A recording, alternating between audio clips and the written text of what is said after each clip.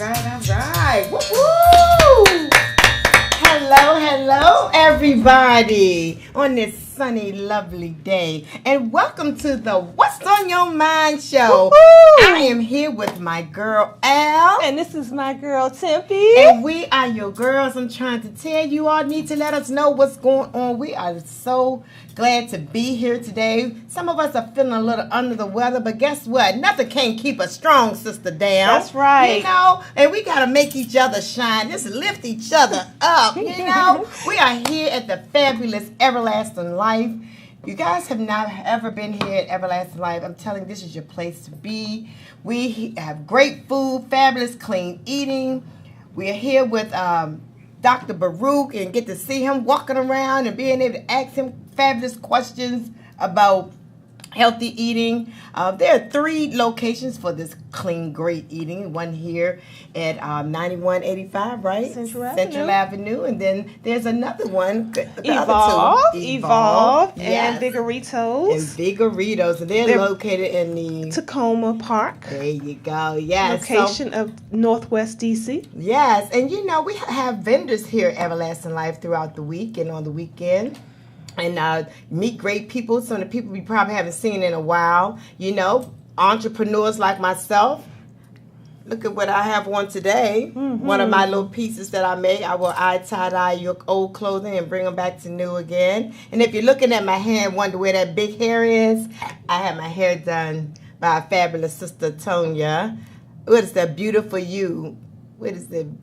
Beautiful Braids. She would kill me if she would say Tippy messing up my name. Beautiful Braids by Tonya. So y'all look her up. She's on Instagram. Mm-hmm. And what else we have going on, my sister? Well, we do every Friday. We do our dinner in a movie series. This Friday we'll be airing a documentary called The Rave Diet. Yeah, it's about they teach you how to cure cancer, diabetes, and a lot of other ailments naturally. Oh, that's very interesting. Yeah. So without all the medicines and things of that nature. So movie night, and that starts on this Friday at 7 p.m. Friday at 7 p.m. All right, and a few questions and stuff that you can have answered when, you know, after the film is over. Yep, a discussion does follow the film, and the last few discussions has been phenomenal. We've been really getting into the heart of the matters. So you guys definitely want to come and join us for those movie series. Yes, this is the place to be. And also this Saturday, woohoo! The Solstice Shopping Bazaar goes on this Saturday, where our special guest, Professor Griff, will be joining us this Saturday all day. He'll be here in the house with us from 12 to 6, book signing his new and latest book called Symbology, Volume 2. Mm-hmm. And then if you want to hear him get down to the nitty-gritty, you want to join us this Sunday, where we'll be having a brunch with Griff.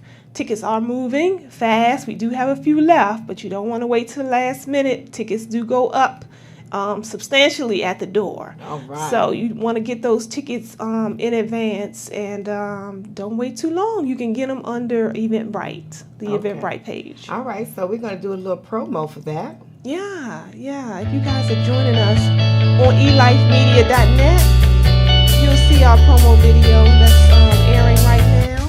Hey, this is Dr. Baruch of the E-Life Power Lunch here on the E-Life Media Network.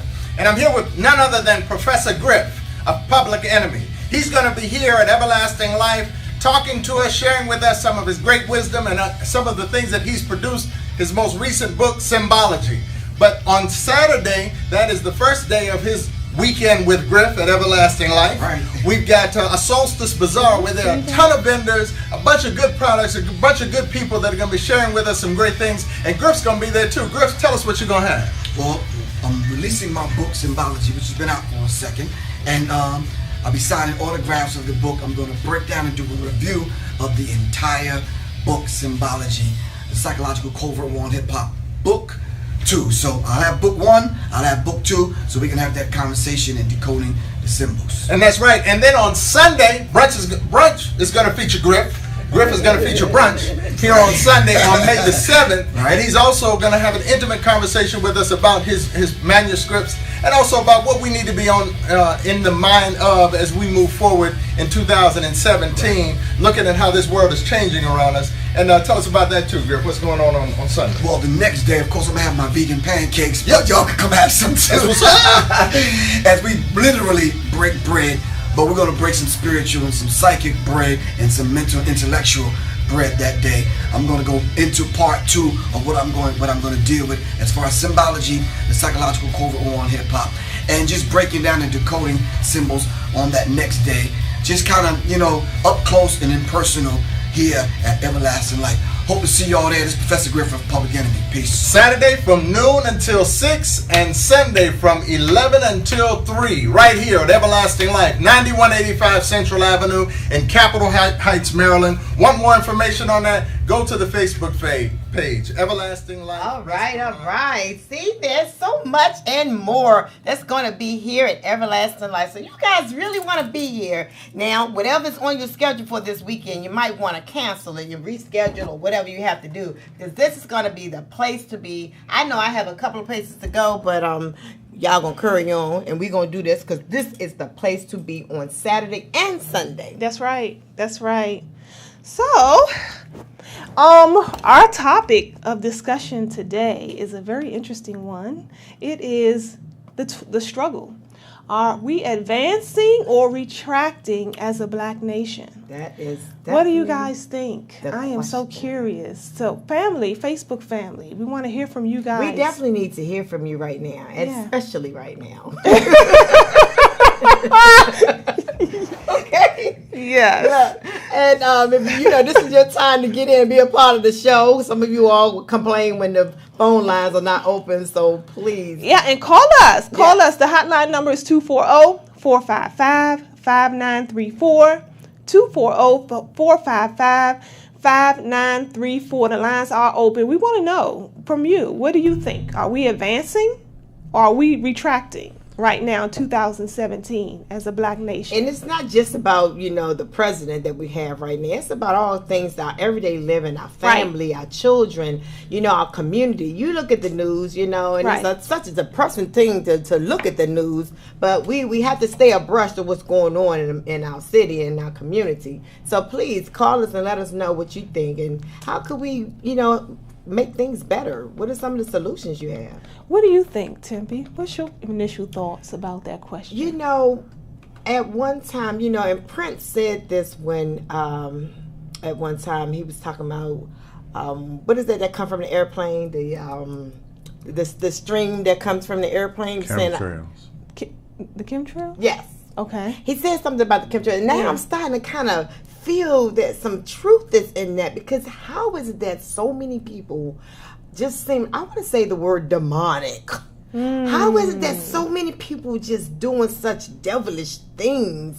It's in our family, it's in our homes, it's everywhere, and it's like a domino effect of some of the things that I see. It's not rubbing me right. I'm not feeling good about it in my spirit, in my heart, or in my mind. And so there's just some things that is really troubling me, and I think I need help with these answers. I don't want to be so specific in what I'm talking about, but we are living in some very demonic times. You can't even ride on the street or on the highway without someone wanting to kirk out on you. I was just yesterday, just for an example, I was sitting at the light, and this is how quick things happen. I was just sitting at the light, and there was this Caucasian guy in a truck, like semi behind me, next to me, but just one vehicle behind me. And then there was these two African American young guys that was directly behind me.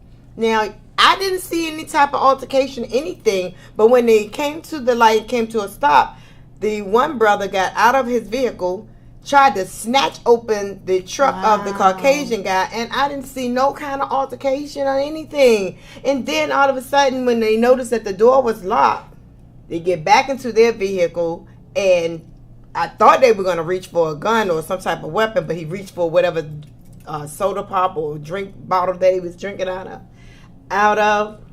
and he threw the liquid all over the vehicle of the next person. And I'm like, what was that all about? Right. I think we're so short fused it's like we can go from zero to 1,000 in a bat of eye. In the smallest for the smallest of reasons or matters. Yeah. It's almost as if emotionalism these days have taken center stage over logic. And you know what I'm saying? And if you did something as small as taking a deep breath and exhale, and you will find that problem that you had probably wasn't so serious after all. But we don't take time to breathe. We don't take time to think anymore. We just act on impulse, and it's crazy. It's not rubbing me right. And that's how we teaching and being a leader for the youth coming up behind us. Right. You know? Right. So what do y'all think, family? Share. We want to know. Are we advancing as a nation? How do you foresee us in this day and time? And is it wrong to bring in like spirituality and saying people don't really read or get the word or go to church? You don't have to always go to church to get the word, but I think a lot of times from what I see, people are not really getting their spirits fed like we used to, because when we were growing up, it was no choice. You had to go to church. You had to. Mama said, as long as you live in my house, you're going to go and serve the Lord.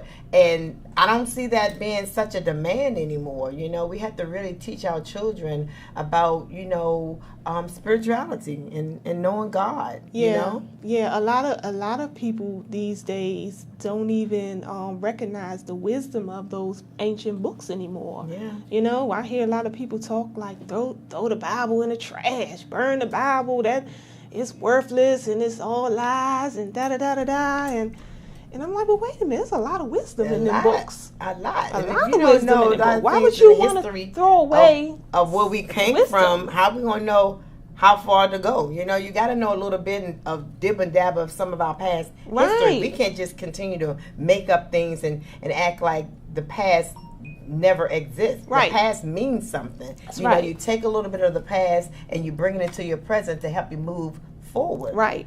And I think that we lose sight too, because we don't educate ourselves. I think that when I ask who wrote them books, who wait a minute, who wrote them books? Now I understand the concept of the Bible has been tampered with, and it was used for certain agendas.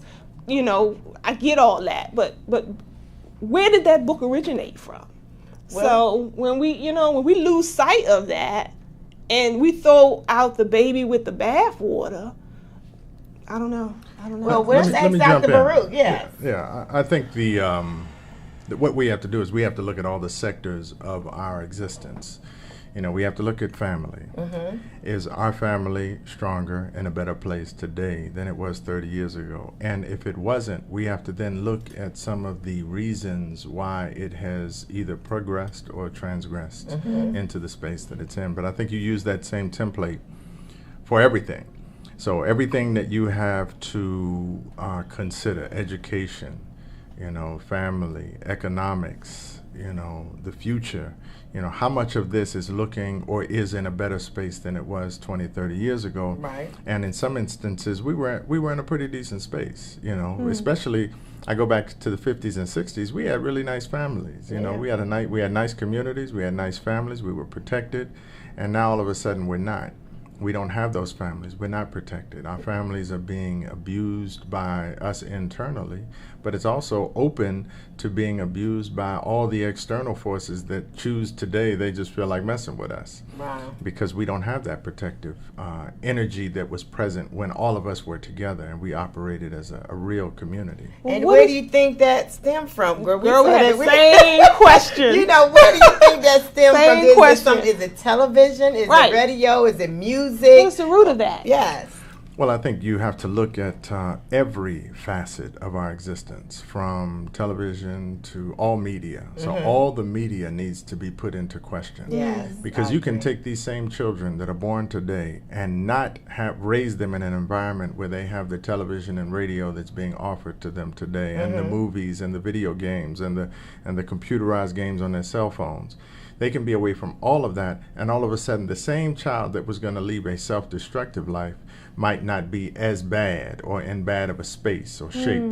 But you can't just leave it there, because you got to look at the diet. You got to look at, you got to look at the educational system. You got to look at the financial system that exists. And what does that financial system do to us? You got to look at our healthcare system. We have a healthcare system that you blindly go into expecting to get the best of what it is that they have to offer. And that is not the truth. That's not what you're getting. What you're getting many times is an agenda. There's an agenda that these medical doctors and these institutions have, and sometimes we don't go past the financial agenda. We think it's just about money.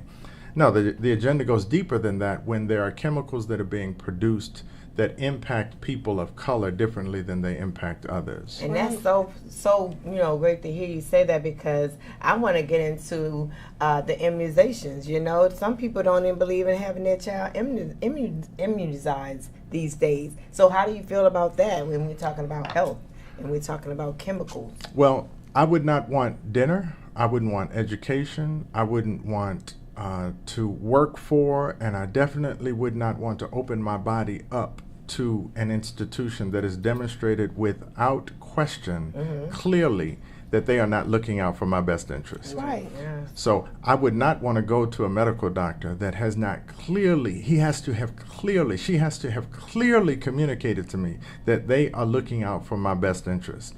Now, that's when we have time. Many of us find ourselves in emergency situations where you don't have time to do that kind of investigation. You just hope and pray that, grace will bring you through on the other side, because, you done broke a limb or severed or whatever, and they got to fix this right away. But for those of us who are suffering from chronic health challenges or want to avoid those health challenges, it's time for us to look at the healthcare system with greater scrutiny, because if you see the number of people that are dying as a result of the healthcare system, if you see what's going on, you have to, just like you would with your vehicle. If your automobile, every time you took it to the repair shop, it was getting worse and it was not getting fixed, then you got to, wait a minute. Well, I'm not taking it there anymore. Well, I think that's where we need to get to with regard to our health. Right, and it's been studies done that more people die from pharmaceutical drug overdoses than street drugs. Yeah, I believe that. Not even the overdose, but just the proper use of a drug that was misprescribed is, one of the biggest causes. That they're either misprescribing, they're giving you the wrong dose, or any number of challenges that result from medical doctors making bad decisions with regard to your health. And this could either be on purpose or by mistake. Wow. But in either instance, are they held liable? In neither instances are they held liable, because they're protected by malpractice insurance. They're protected by Big Pharma. They're protected by the government, who says, now, no matter what mistake you make, we got your back. Yep. And speaking of immunizations, that's another one who's protected. That those who create immunization shots, you cannot sue them in a court of law for anything. So if your child comes up, a vegetable after having 25 shots in a 12-month period, and you want to, somebody has to account for this. Nobody has to account for that. It's so sad. Because the pharmaceutical representatives have lobbied Congress to the point where they don't even have to they're not held accountable for that. And not only that, what about the other illness, that internal illness such as cancer and different other diseases, that you could have walked around with that one disease for like a year or so. The moment you find out and you go to the doctor and they tell you have to have chemotherapy, and it's embedded in your head, I think that kills you quicker than the disease itself. And then you also have to take medicines, which each one of those medicines have side effects. So then you got to go and get medicine for the side effect along with the disease. So it just a domino effect once again. It's just on and on and on. It's like we don't win. That's why we have to continue to educate ourselves and be knowledge of self, so that we can be able to help heal ourselves. That's right. I agree. Let's see. Emika says, in my humble opinion, I believe we as uniting more towards nation building objectives. We seem to be grasping certain concepts from better eating, gardening, and utilizing group economics. Unity versus uniformity is still a continuous rant, though. Liberation for us is to be linked under all aspects, not necessarily agreeing. Seems like the younger generation has a more vivid understanding. I agree with that. I agree. I think they, and I believe that is because they're not bogged down with so much of worldly dilemmas when you're young like that. You know what I'm saying? You haven't had the opportunity to, to be bogged down with so much that's going on in the world. So you're free to think differently and openly, I think. Yep, I agree. So that's a good point. Thank you for sharing that. Dyke Matthew says, I'm sorry, but many holy books have the same set of morals. It probably comes from something we call universal knowledge that everyone is tapped into. If you're woke or in empathy, you can draw from it. It's like where intuition comes from. Well, that's a good point. I think that some of us have to be taught that, though. Some of us just don't have the intuitive knowledge to just grasp things from the universe. We don't have that spiritual antennas to be able to grasp those certain things. Right. But, hence what mamas do when they teach, they train up the babies. The first initial nurturing comes from and teaching. Right. So it's a lot of that. And nowadays you have mothers that are not even at home to be able to nurture. How about that? And you have young men that are growing up and they don't see what it is to mimic a man, and they're mimicking their moms, and you see a lot of that. So a lot of nurturing and learning comes from home. So as women, we can't teach a young man to be a man, but if the father or the man or the father figure is around to be able to have something for that male to mimic, that's why, again, it goes back to learning from home. Yes. Do we have a phone? Okay. Well, we are still waiting for our special guest. And so while we are waiting, we want to get some questions from you guys. Yes, you are the special guest right now. So please call in. Yeah, call in. You always say you want to call in. That's your chance. Come on now. We need you today. You see? We need you. Yes. One of my questions was, why is it so hard, you think, for scholars to unify? Like the scholars in our community, the ones who have a higher level of understanding and knowledge when it comes to scholarly things, history and things of that nature. Why is it so difficult, you think, for us to unify together, and why do we fight so much amongst each other?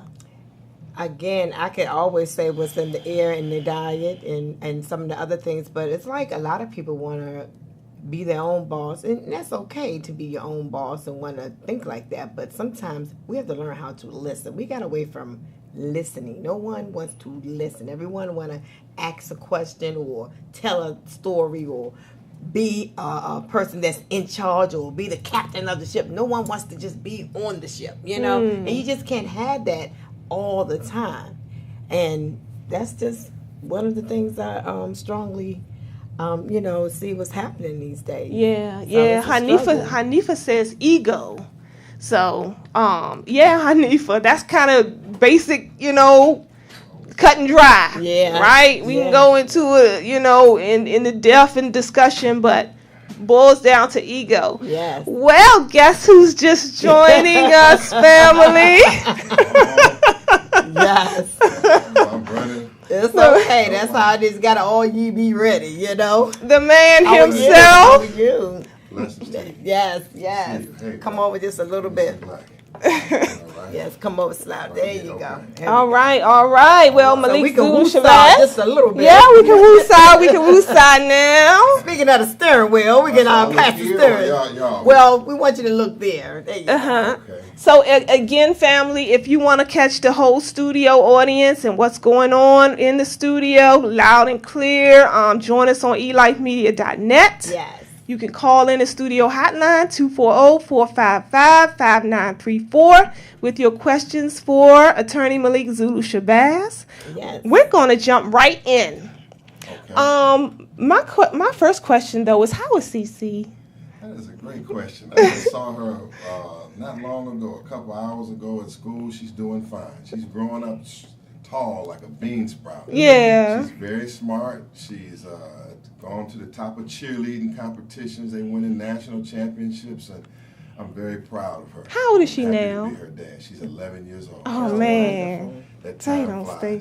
That time flies. They don't stay little for long at all. So he knows what our topic is about, right? Yes. So our topic is, are we advancing or retracting as a black nation? Let's leave it to, first of all, I want to thank Sister Al Kamar Malik for having me on. She's a long-time friend of mine, ally of mine, and a respected intellectual. Oh, beautiful. So such question, I'm not surprised to have from her. Now, the question here on the table is, are we advancing or are we retracting? You say retreating? Yep. In the year 2017. I want to say we're advancing. I would hope to say that we are advancing, but I don't know. Let's take a look at it. When I hear the radio, and when I hear the middle of black radio, KYS in Washington, D.C., and PGC in midday, and the top song that they playing is Mama Told Me Not to Sell Dope, 17.5, like my t-shirt or whatever it is. When I turn on the radio and I hear stuff like that. the chorus of the songs that's being broadcast to our children, and it's telling them to sell cocaine. Mama told me not to sell work. I said dope. Dope means work. Right. But it says Mama tells me not to sell work, 17.5, which is 17,500, like my t-shirt, which is white. White means cocaine. This is the hook and the message that's being given to our youth every day on the radio on different types of songs. So I want to say culturally, although we may have been advancing in these circles, overall culturally it has to be said that we're going backwards. There's no more liberation music or culture or dress or fashion than it was in the past. It seemed like we had hope for a minute. You know, you had Black Lives Matter, and even many of the kids, or the youth, as we say, were wearing Black Lives Matter shirts. Everything was, I guess, trying to be pro-black for them, young people. But overall, I want to say that culturally it appears that we're going as a nation backwards. Politically, it appears that we're going in circles politically, because right now we are hollering and complaining about Donald Trump, but we don't have a proactive plan. There's nothing more here than waiting for the next Hillary Clinton or Al Gore or Bill Clinton or the next Democratic savior to come along. There's no proactive political plan amongst black leadership. Right. We, as even us, being self-critical as black conscious or black nationalists or people that believe in a nation of our own, we have not put a political plan on the table for our people. So in many areas, I have to say that we're going backwards. We're not going forward at the rate that I would expect. Now, maybe I'm impatient, maybe, which I've been accused of being impatient or being too hard on the situation, but I would say overall I'm disappointed at the level of progress. But I can't say that I'm doing the best that I can to counter it. Yes. Good points. Tell us about your new book. The Book of Khaled. The Book of Khaled is part of a 2-volume series that I'm coming with, Volume 1 and Volume 2. Volume 1 will be released on July 7th. All right. July 7th, The Book of Khaled. And what this first volume is it's 16 books inside of one book. And these books are his speeches transcribed and with footnotes, references, and some writing from me. And it goes along it trails his whole career from Nation of Islam, Supreme Captain of the Nation of Islam, his height of his Nation of Islam career, through his controversial speech at King College, through his suspension, through his speeches after his condemnation and suspension, through his Black Panther career. The book of Khalid, hopefully makes a cultural contribution here to the situation I'm talking about, because I have this book laid out in about 500 pages. It's 9 by 9. It's hardcover only, in a coffee table style or a Bible style. And written inside of it is chapter and verse of his speeches, because I wanted his words to be respected like that. This man we've heard so much about. Right. So the book of Khalid, volume 1, is coming, and these are what I consider his divine words, his holy words, his best words. And they're words that a generation of us, all of us who are listening, amongst our people, will be able to draw from and read from for generations. I wanted to immortalize his words, because I felt that at his best, he was a divine man. Now, the volume 2 is his biography. And it's coming soon after that, next February, and it's a paperback like Malcolm X's autobiography. And this is a paperback about 600 pages, and it goes through his childhood, his college, his career, his ins and outs, his wives, everything. It gets into all them juicy details that y'all want to know. Yeah. All of them details, and I have the ability to give those details, because for many years I rode with him, I lived with him, I soldiered for him. I was with him through his most turbulent personal and professional times up until his passing. So I have the unique experience of being able to also go and get Dr. Jeffries, Professor Griff, Ice Cube, all of the people that labor with him, those in the Nation of Islam, and weave this volume 2 together. Right. So pretty much I'm doing some Khalid Muhammad for the next year and a half or so, because I waited a long time to put his works out. For a while, I couldn't grasp it. You know what I mean? Because he died, it was emotional for me. So I really didn't want to hear. Yeah. I could go by what I was taught, but it was too emotional for me to watch and write about it. Right. But now I have to do justice by him. It's his time. Right. Well, because you were so closely related to him, tell us some juicy details. Give us something that we don't know about Dr. Khalid.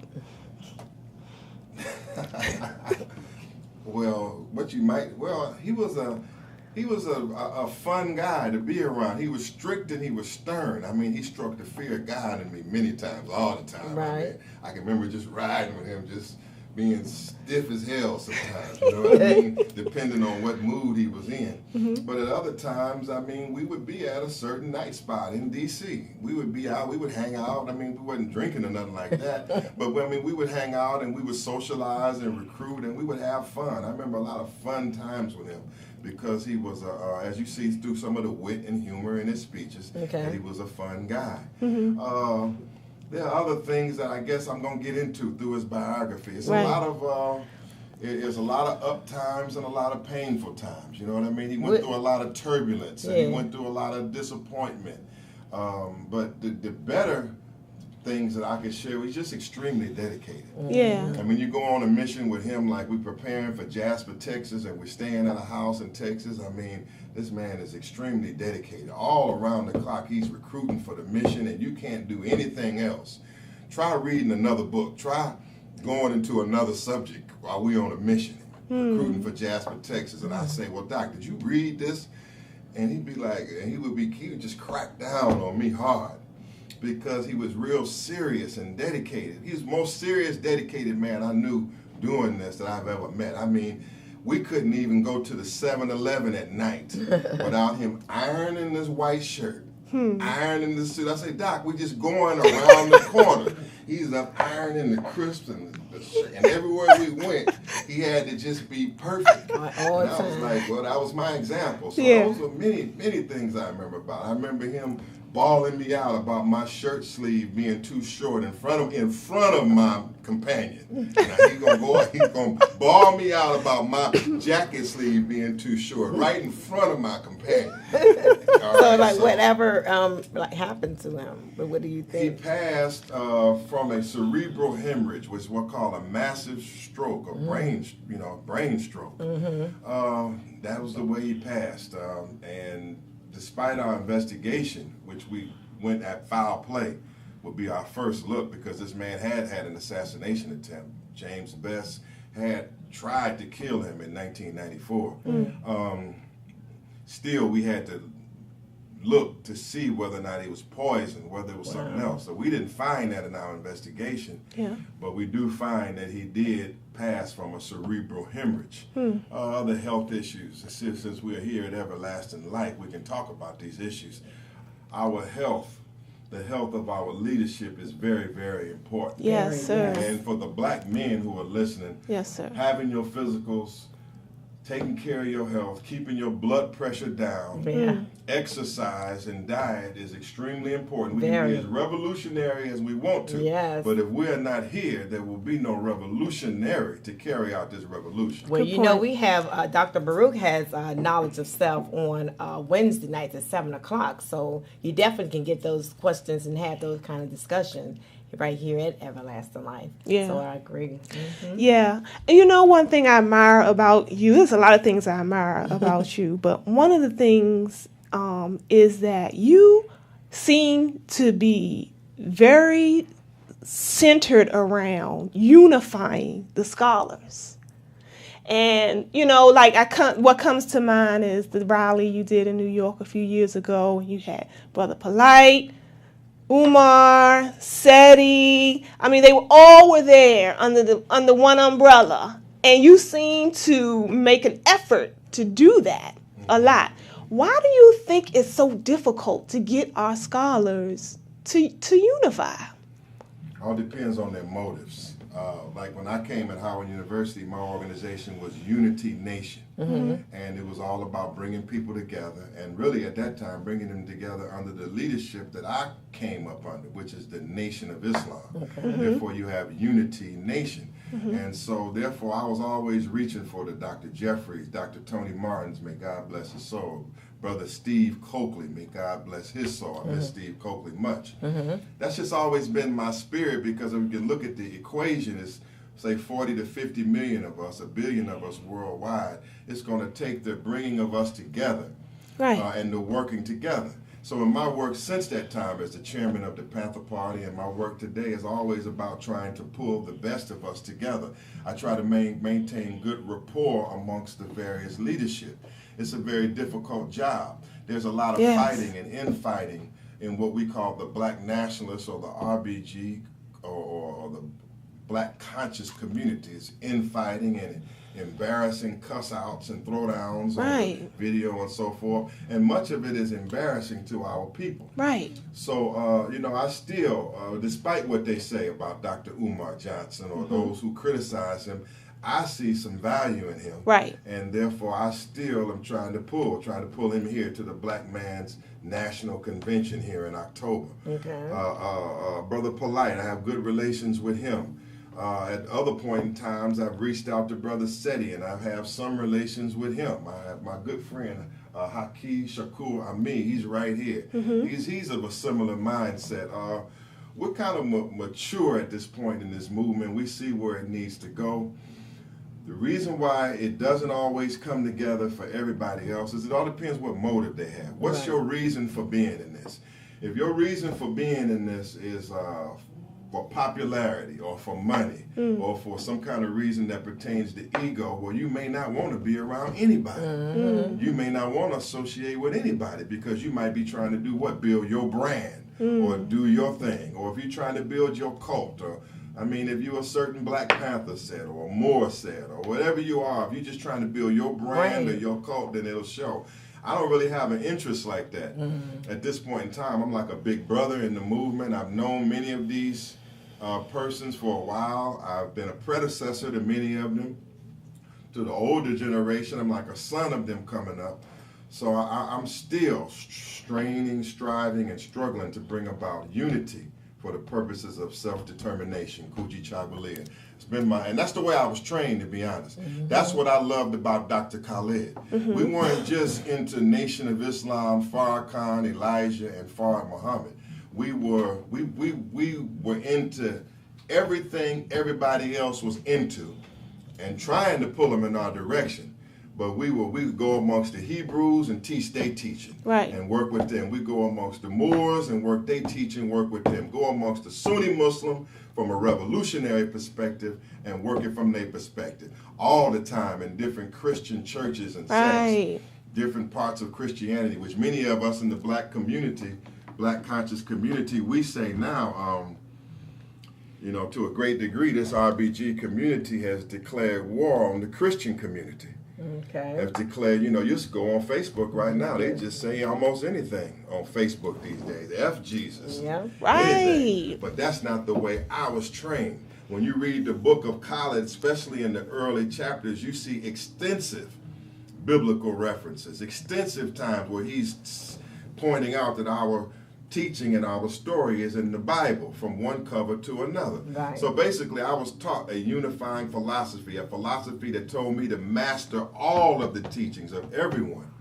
I was my spirit, and it was entrenched in me by Dr. Khalid Muhammad, because it was one man that's why he's so popular today, because he speak your language. If you're a gangbanger, he speak your language. If you're a pastor, preacher teaching out the Old Testament, he speak your language. If you're into the New Testament, he'll speak your language. If you're a black Hebrew Israelite, if you're another kind of Israelite, out there on the streets, he speaks your language. And that's why his word will go on and on into perpetuity as people read his word. We were having that discussion before you got here about that, about how quick we are to shun people that we disagree with. They may say a certain thing that we don't agree with, and we hate them for life because of it. Or we want to kill them. Yeah, or you know what I'm saying? F them, and you know, and then we shut the door completely, like we ourselves are not flawed. Well, that comes with, I guess, humility and true love for our people.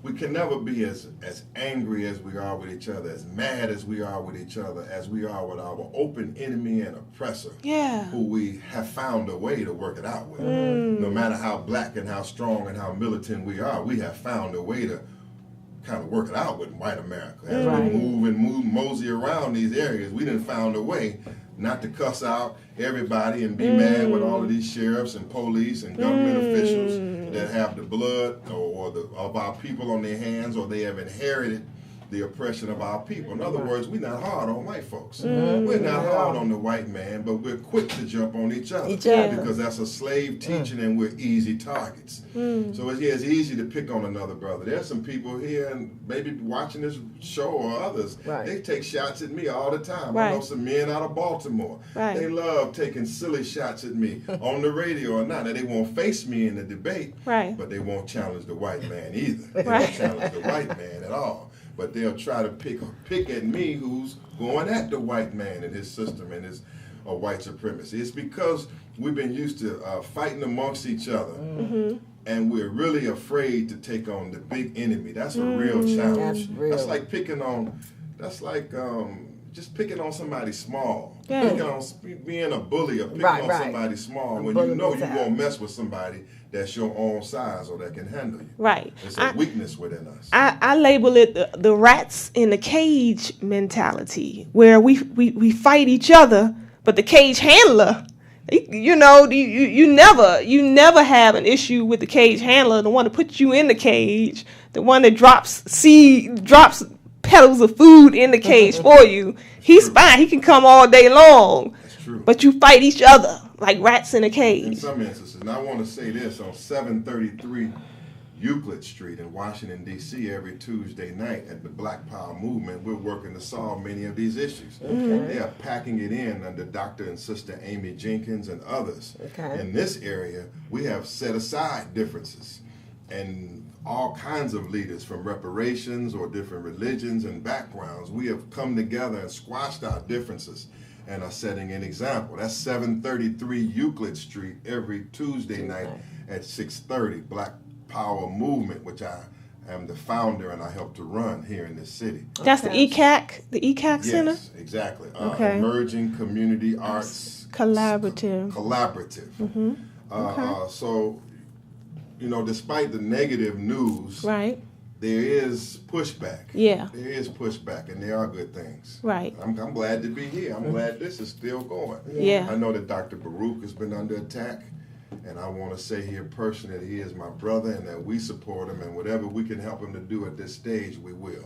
But we know he's been loyal, he's been feeding us for years, and he's really a good man. Yes, yes. I want to say publicly that I support him. Beautiful. Leave him the hell alone. Right, I second that. Yeah, because he got some strong sisters backing him. That's up. right. Okay, Warrior, Queen Warrior. Why fight for your people, Zulu Warrior? I mean, you can do anything. You're articulate, you're intelligent, you're well-studied. You can make a life for yourself doing all kinds of things and be smooth sailing. Why fight? You know, I've been asked that many times in my career. I was asked that even as a law student. Say, man, you about to graduate law school. You here. Why are you fooling with Khalid Muhammad and Louis Farrakhan? Just go to class and get your degree and go on and join the rest of your Howard colleagues. Right. Your nice little bourgeois life. Right. You know, I can't control it. It's a matter of consciousness, and it's the matter of the heart. You know, I come from a certain, I guess, that my mother was a great example for me. And she put me in a position where I could get through college and I don't have to necessarily suffer. But on my father's side of my family is heavily into the Black Muslim movement. It's heavily into the struggle of our people and me. It's just me. I have a consciousness. When I see my people hurting in pain and poverty, not treated right, it bothers me and always has bothered me. So therefore, as a college student, I decided to organize. I decided to speak out. Then I came to a point when I was tested to know whether or not which I was concerned about, did I really believe in that? So as a law student, when I brought Mr. Muhammad to my campus, after he had been condemned, when I brought Mr. Muhammad to my campus, my passing through school was threatened. Law professors that I was in class with, so-called Jewish professors, who I had classes with, were opposing me on the campus, writing letters to the dean, trying to get me censured. I was brought on my law school campus in front of the president of the university, the vice president, all the deans, and even some of my law school students who were demanding that I be dealt with for my militant activities on campus. So after being tested by all of that, threatened by all of that, and really refusing to back down, when I look back at my college career, how staunch I was in the face of, this was serious stuff. This was the top of the Washington Post, the news, everything, telling me back down or else. And I refused to back down. I was like a zealot, like 100% zealot. Then I discovered something in myself that I pretty much was a true believer in this cause, and I had to do what I had to do. And then God kept showing me, if I stay strong and if I don't back down and I stand on the truth, that he will protect me. Yes. He will protect me. Somewhere in the Holy Quran it say God talking to his messenger, not saying that I'm that, but it's an example. Okay. O you who believe, keep your duty. O you who believe, keep your duty to your Lord. That's one scripture. It means to focus on God. Don't worry about man. Another point, it says to deliver the message. And if you don't deliver the message, you are not my messenger. And God will protect you from men. So here I go. I passed through my classes, despite them saying I wouldn't.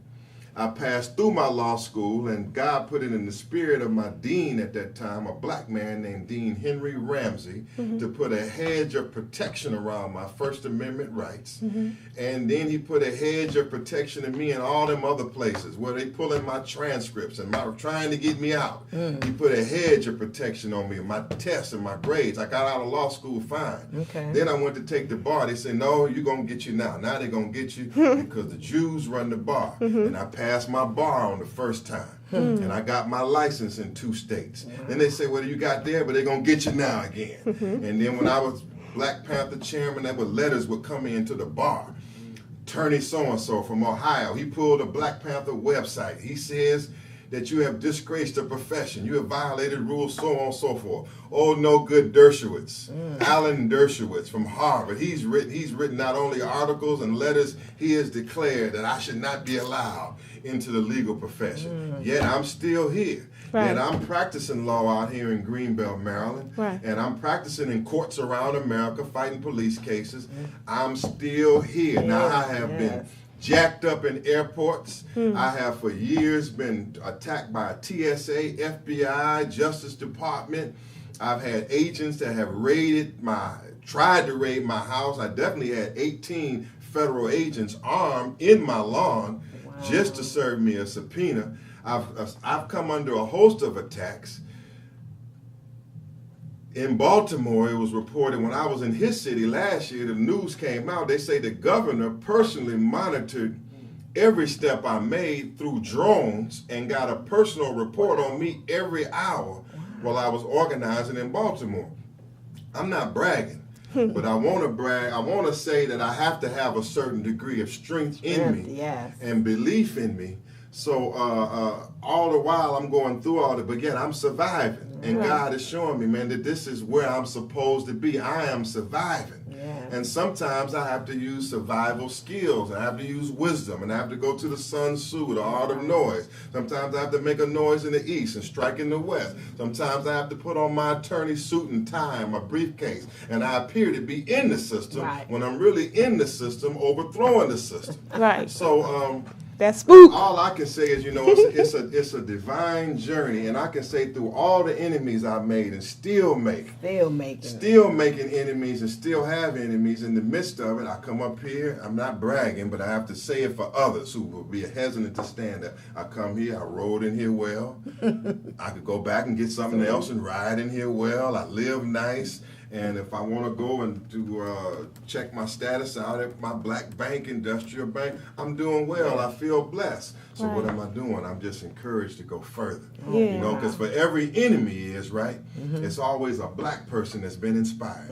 Wherever enemy it is, some black person over there saying, man, I love you. I can't do what you do, brother, but I got you here. I'm going to sign off on this. I'm going to sign off on that. Go ahead, I'm going to give you this, man. I'm going to give you that. It's the same thing I saw from Minister Farrakhan and Khalid Muhammad. They were hated men, yet they had connections. That's right. Louis Farrakhan, despite his amount of enemies he has connections. Khalid Muhammad have connections. Right. So when you stand, there's benefits and there's burdens, and I guess you just have to stand. I'll show you what to do, but I'm not going anywhere. Yeah, speaking of, we have some love right here from the Facebook family.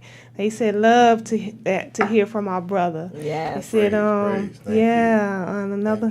Thank you for your voice too. I've been wanting to say this sometime. Thank you for your thought-provoking conversations and just for you being you. You are steady and a rational and a strong voice. Yes. And a voice that needs to be heard. I appreciate you. All praises due. Thank you.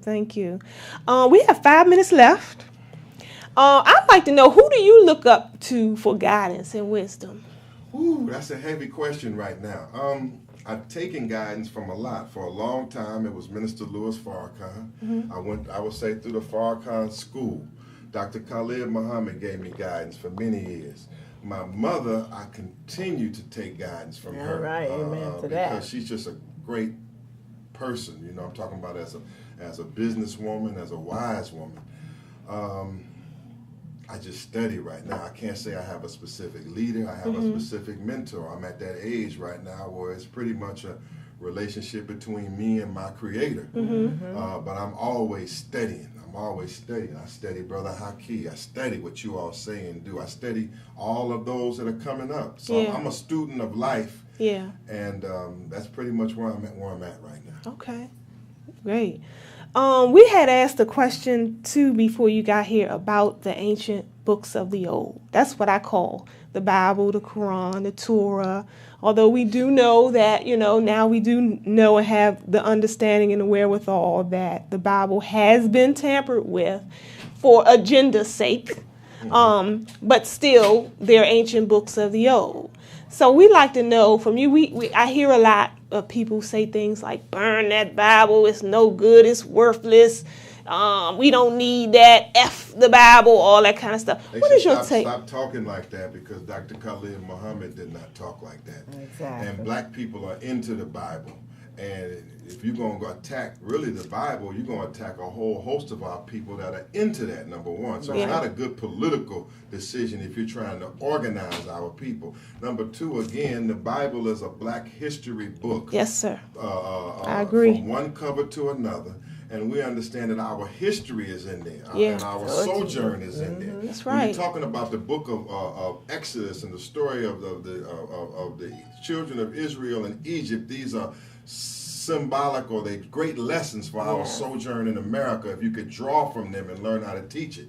When you talk about Babylon and Daniel and the Hebrew boys under the wicked ruler Beelzebub and Nebuchadnezzar in Babylon, these are great stories and wisdom that we can draw from. Right. So it's not about throwing out the book. We know the book has been tampered with. The question is, who has the right revolutionary interpretation? Right. That's why the book of Khalid is necessary. For those who are attacking those books, we want you to go in his book, Khalid book, and see what he quoted from the Bible and the Quran, and why he quoted it and how he quoted it. And we must also remember that there's an African or a black root to all of that. That's right. Both Bible and Quran. It doesn't discard the Bible, it doesn't discard the Quran. Right. It just lets you know that there's a root to the virgin birth, that there's a root to just our basic fundamental beliefs in God. You know, we talk about Adam, but we want to talk about Atom. Right. You know, we want to talk about Esau or Yahshua and Mary, but you know, you must know about Isis and Osiris, or what they call Asar and Aset, just the origin of certain things. Right. So once again, there's a lot of wisdom in the Bible. It's our book. It was written by our prophets. It had been stolen and misused by white people and Europeans who have used the book and made it into what we have been called a poison book. But it's also some healing in that poison. You know, you understand what I'm saying? Yep. There's some healing in that book. Our people is into that book. And if you can grab them into the parts of that book they believe and show them revolution inside of that book, we'll make more progress in telling them to give up their book, give up their God, and give up their prophets. Good point. Oh, all right, well, we got 1 minute left. Yeah, 1 more minute. And I want to know, well, we definitely want to know about the 10,000 Black Men's March. 10,000 Black Men's March here in Washington, D.C. The date has been reset by October the 7th. Okay. And from October the 4th to the 8th is the Black Men's National Convention. And the 10,000 Black Men's March right here in Southeast, in the hood, in October is much needed in Washington, D.C. We believe that many of our problems in this whole area, this whole region, stems from the weakness of the black man who will not take an assertive stand. So stand by. Many black men from across the country are coming to the convention, and that specific march, which will start at the Big Chair October 7th, hopefully will be a change point for the black men of this region and the boys who we're trying to get to pull their pants up and straighten up and clean up and get themselves together. I see them every day. Every day. So we got a long summer to work. We're trying to raise up an army and keep this thing going. Beautiful. All right. Well, you done a great job. I know I was a little speechless because of just absorbing all this. It's all that's all. But you're on time. You're right on time. But we so appreciate here. Yes, sir. And thank you for coming. And so, if you don't have any more, you have anything? One last little bit tip? Well, I do have one more question. What does the future of the Black Nation? Real quick. Short answer. What does the future of the Black Nation look like from your eyes? The future of the Black Nation looks like what we shape it to be right now.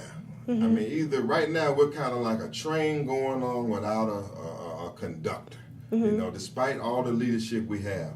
So I would say our future, I won't be pessimistic. I'll say it is what we shape it to be right now. Okay. We're in a critical moment. Donald Trump is not going to give us any rhythm or room. The White House is not going to give us any rhythm. They're not giving us any hope or any bills.